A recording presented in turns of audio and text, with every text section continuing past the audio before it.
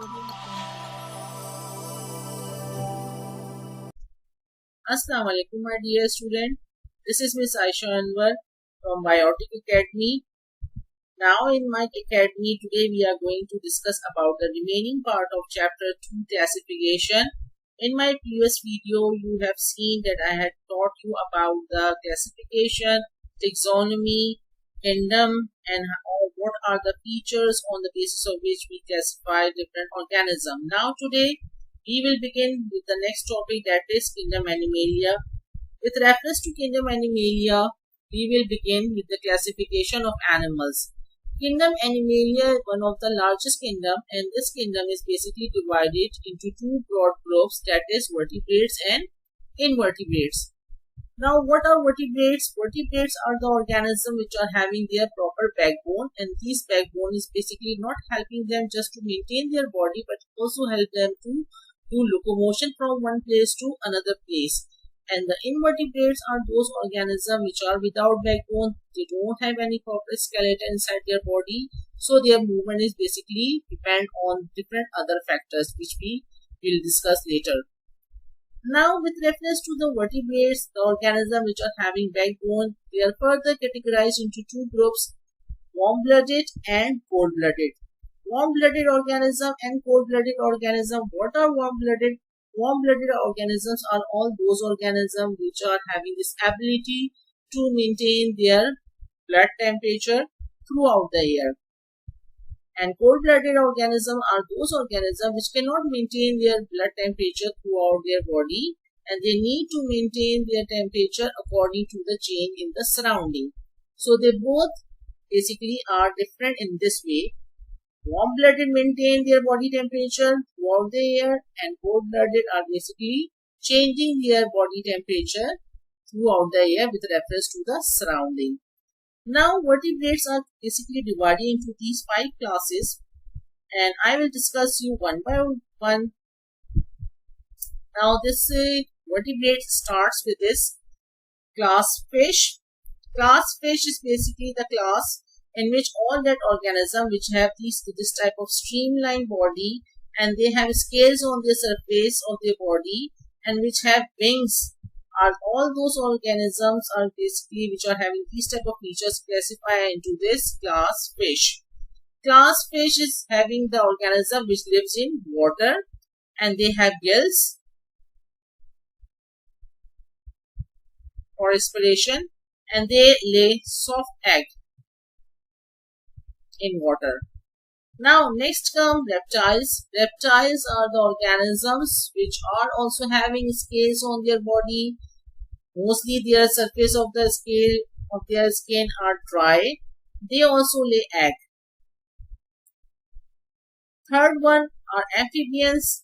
Amphibians are those organisms which have this ability to live both on land and in water. They have this adaptability that they can respire when they are under water with the help of their skin, and when they are on land they respire through their lungs. They have soft skin. Now the fourth one are birds. Birds are those organisms which are having feathers on their body. They have beak like structure, and the bones are hollow. These hollow bones help them to fly in the air. They have proper circulatory system, and they have properly lung system, respiratory system. Now the fifth one are mammals. Mammals are all advanced vertebrates which are having hairs on their body. They have external ears. They have placenta. They have mammary glands with the help of which they use to feed their young ones, and they don't lay eggs, but they give rise to their young ones, give birth to their young ones. Now, after this 5 classes of vertebrates, we will move ahead to invertebrates. What are invertebrates? As I told you, that it are the organisms which do not have any backbone in them. Now, these invertebrates are further divided into these following groups like Porifera, Cnidaria, Annelida, Mollusca, Platyhelminthes, Echinodermata, and Arthropoda. Arthropoda is the largest group, which is further having different type of organisms like Crustacea, arachnids, insects, and myriapods. These are the organisms, or these are the invertebrates which are having different features from each other.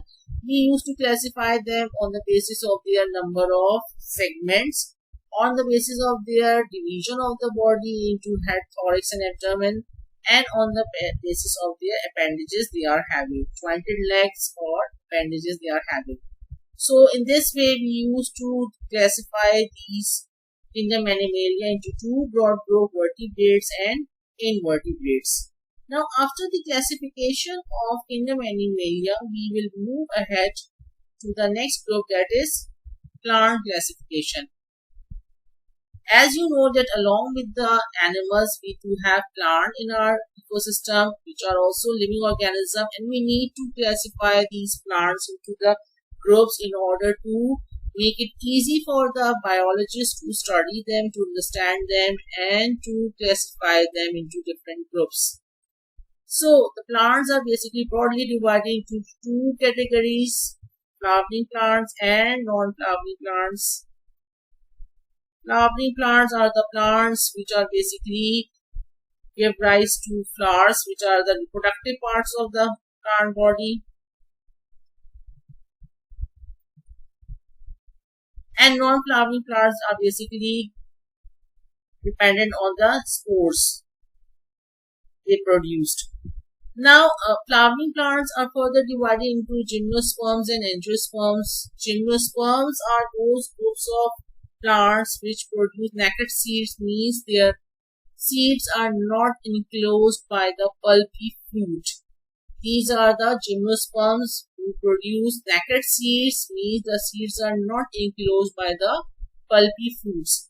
But in case of angiosperm, you can see that the fruits are basically enclosed by the pulpy fruits, or there is a layer of fruit present around the seeds. Seeds are not naked, and they are further divided into two groups depending on the number of seed leaves present within them, like monopods and dicots.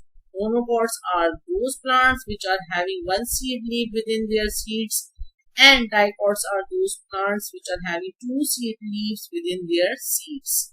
Now we come towards these non-flowering plants. Non-flowering plants are basically the spore-bearing plants. As I told you that they reproduce with the help of the spores. And the spores are basically liberated in the air whenever they get any suitable environment, water, temperature, humidity. They fall over there and start growing into a new plant. They are further divided into two types: no roots and with roots. No root means they don't have proper vascular system of roots and roots in them, like mosses. And with roots are the plants which are having proper roots which help them to adhere to the ground, which help them to suck water and to conduct water all around the plant body, that are ferns. So in this way we used to classify plants into different groups and the features which they are sharing with each other, and other features by the help of which they are different from each other. Now after this classification of plant, we will discuss about viruses. What are viruses? Viruses are basically the structures which are intermediate between living and non-living. Living and non-living means these are the structures, they act as a living organisms when they enter into their host body, and these are the structure which act as a crystalline structure when they are outside of their host body. What are host? Host is any that kind of organism which is basically the home place for these viruses to get nutrition from there, to get nutrition for their replication. Nutrition doesn't mean that they need food to reproduce or to grow. Nutrition means they need the protein of their host body in order to replicate their structures. Replicate means they increases the number of their structure within the host body, and for that purpose they need a host, because they are intermediate between living and non-living, so they cannot synthesize protein for their replication on their own, so they need a host for that.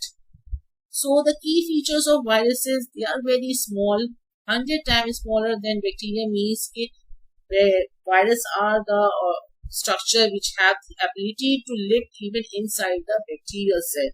They can even attack on the bacterial cell and can make the bacteria as their host, like you can see over here. This is bacteriophage virus. This bacteriophage virus has this ability to get inside the bacterial cell and live there for a longer period of time without harming the bacteria. It may be association with the bacteria, or sometimes it could be toxic for the bacteria. Now, they don't have any typical cell structures. I told you they are intermediate, no proper cellular structure. They contain a strand of DNA or RNA. Strand of DNA or RNA is basically their genetic material. They may have a DNA strand or they may have a RNA strand. Their structure is like that. They have a protein code outside and then they have just a DNA or RNA strand in it. This is the simple structure of virus, and the protein code which is surrounding their genetic material is called capsid.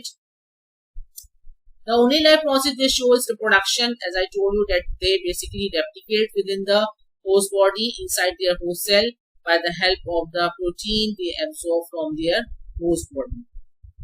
Now sometimes they produce spikes which make them more dangerous for their host. So with the help of these spikes they use to adhere themselves on the cell membrane of their host cell. So till here I am going to end my lecture, and the discussion of chapter number 2 ends over here. I hope you understand all the topics which I discussed today, and you will keep watching Biotic Academy. This is Miss Aisha Anwar from Biotic Academy. Take care.